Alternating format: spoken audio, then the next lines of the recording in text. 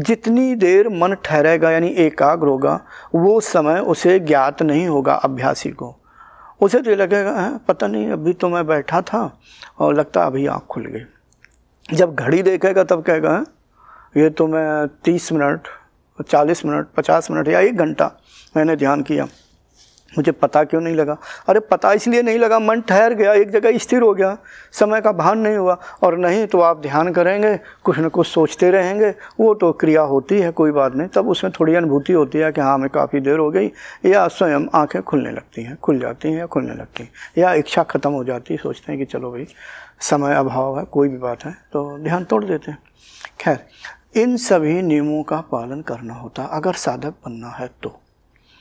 ऐसा नहीं है कि चलो भाई हमने जैसे कहा 2 घंटे, तो आपने कहा हम 2 घंटे के हमारे पास समय, हम 3 घंटे साधना करेंगे, और इसके बाद और रात दिन लग गए किसमें, अब थोड़ा संसार की बात, बिजनेसमैन है तो आप अगर बिजनेस करते, मान लो दुकान किए हुए हैं, आ गया कोई ग्राहक तो 100 रुपये की चीज़ 200 में पकड़ा दी, ऐसा थोड़ा ना करें। या नौकरी करते हैं, ऊंचे पद पर हैं, सुविधा शुल्क भी ले लिया, तो ऐसा काम ना करें, इसका चिंतन ना करें। कुल मिलाकर के व्यवहार जो हमारा जीवन है सत्य में होनी चाहिए, दूसरे का हमेशा परोपकार करने की इच्छा होनी चाहिए, दूसरों के प्रति सोच अच्छी होनी चाहिए। बस हम किसी भी वचन से, मन से हम किसी को गलत ना बोलें, ना सोचें।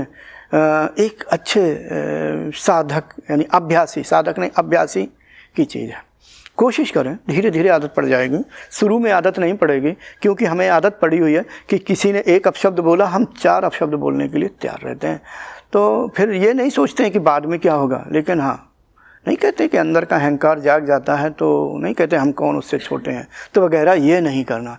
साधक को सदैव छोटे बन के रहना है, चाहे आप बाहुबल में ज़्यादा हों, पैसे में आप हों, चाहे पद आपका ऊंचा हो, चाहे जितनी आपको समृद्धता प्राप्त हो, लेकिन फिर भी आप छोटे बन के रहिए। तो इससे आपके अंदर एक विशेष प्रकार की शांति होगी और आपकी साधना भी अच्छी होने लगेगी। चलो यहाँ पर इतना ही। हाँ, तो जो मन है स्थिर होने लगेगा और धीरे धीरे अवधि अपने आप बढ़ने लगेगी। अगर आप 20 मिनट ध्यान करते हैं तो अपने आप 30 मिनट 40 मिनट और 1 घंटे तक आराम से चली जाएगी। जब मन स्थिर होने लगता है तो शरीर का यानी एक जो सामान्य क्रिया है, वो सामान्य क्रिया बंद होकर के वो भी अंतर्मुखी होने लगती है। जैसे मन की आदत है बहिर्मुख होना, बाहर की ओर भागते रहना, संसार में यानी संसार के पदार्थों यानी जो हमारे ये सांसारिक पदार्थ हैं इनकी ओर हमेशा भागते रहना। हमने अभ्यास के द्वारा उसे रोक दिया है, ठहर गया, इसको कहते हैं अंतर्मुखी। हमारी इंद्रियां भी अंतर्मुखी हो गई। इसका यही मतलब, अगर मन अंतर्मुखी हो इंद्रियां, क्योंकि इंद्रियाओं का स्वामी है वो मन। अच्छा, जब ऐसा होता है तो हमने बताया कि मन को गति या पावर प्राण से मिलता। जब मन ठहर गया तो प्राण भी ठहर गया। अब प्राण का क्या होता, जो हमारी सामान्य क्रिया है, जो इस शरीर की सामान्य क्रिया, जो ये अपान वायु होती है, अधोगति को प्राप्त होती है, वो अधोगति को प्राप्त होना यानी जो अपान वायु निकलती है वो ठहर जाती है, निकलना बंद हो जाती है। कि धीरे धीरे साधक को उस समय समझ में नहीं आता और बंद भी हो जाती।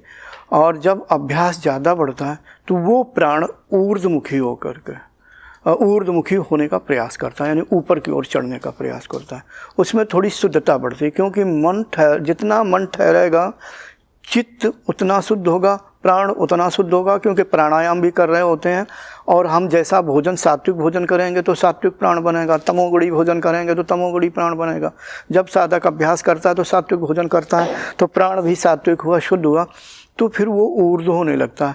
तो ऊर्ध्व कहाँ से होता है, जिस क्षेत्र से निचले भाग से वो बाहर को निकलता है वो फिर वहीं से ऊर्ध्वमुखी होने लगता है। तो दूसरी तरफ रीढ़ है, रीढ़ का मैंने जो कहा सीधे बैठना चाहिए। रीढ़ का निचला भाग, एकदम से निचला भाग नुकीला, उस क्षेत्र की बात कर रहे हैं।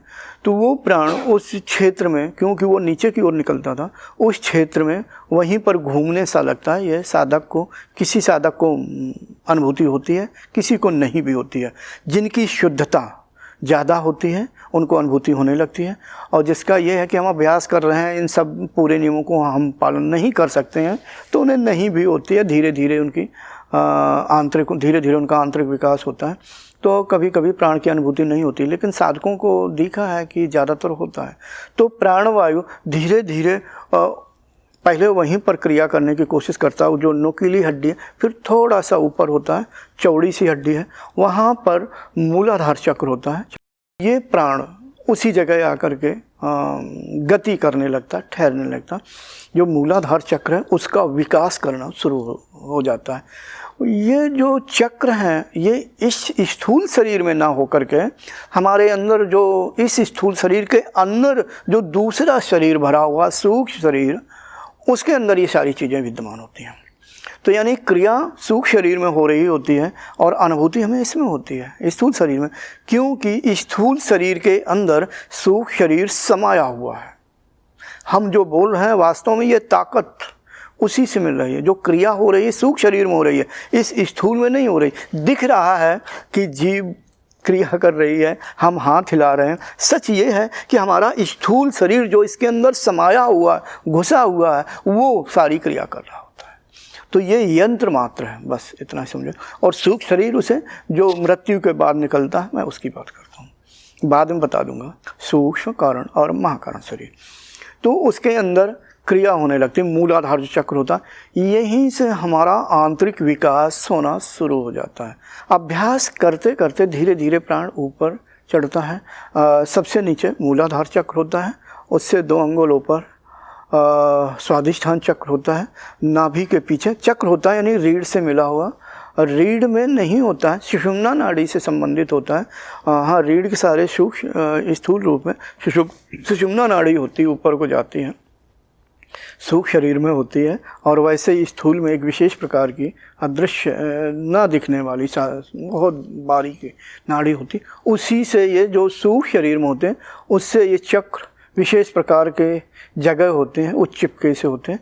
और उससे सुषुम्ना के दाहिने ओर और बाईं ओर सूर्य नाड़ी और चंद्र नाड़ी होती हैं, जो हम शक्ति वाहिनी भी कहते हैं।